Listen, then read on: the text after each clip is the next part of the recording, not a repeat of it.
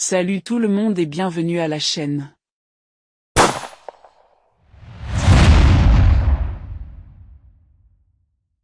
What do you say to those things, the audio and the video?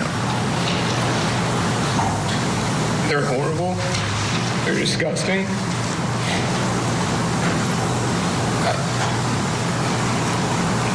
I destroyed lives that day, and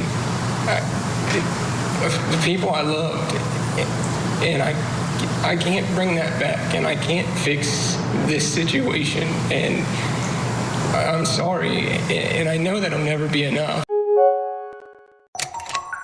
Le 26 juin 2023, Jordan Henning célébrait le 37e anniversaire de sa femme Ashley avec des amis dans leur domicile du comté de Hardin, Kentucky. Ses parents ont appelé pour souhaiter un joyeux anniversaire à sa femme et lui ont chanté une chanson, puis tout le monde commençait à partir en voiture, la nuit tombait.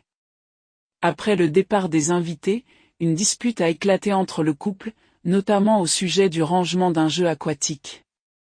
Les tensions ont rapidement escaladé, menant Jordan à tirer 5 fois sur Ashley, un acte capturé par les caméras de sécurité de leur domicile. Lors de son procès, Jordan Henning, un ancien membre de l'armée américaine, a témoigné en sa défense, affirmant avoir craqué. Après des années de prétendus abus de la part d'Ashley, il invoque une perturbation émotionnelle extrême, espérant obtenir soit un acquittement, soit une accusation moindre, comme l'homicide involontaire, dans ce procès pour meurtre.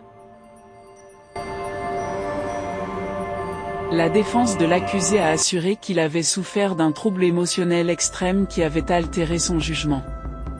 Dans le Kentucky, un trouble émotionnel extrême peut être utilisé comme défense pour réduire une accusation de meurtre à celle d'homicide involontaire.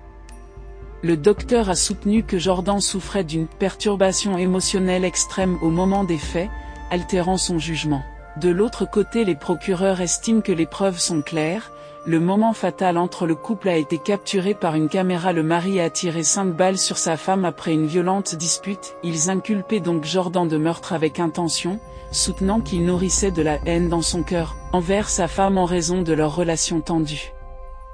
Les images de la caméra de surveillance à l'intérieur de la maison ont montré le couple en train de se disputer alors qu'ils nettoyaient après la fête. L'un des fils d'Ashley a couru chez un voisin pour demander de l'aide. Ce voisin a témoigné que Jordan l'avait menacé et mis dans une prise de tête lorsqu'il avait tenté d'intervenir, ce qui l'a poussé à fuir et à appeler le 911.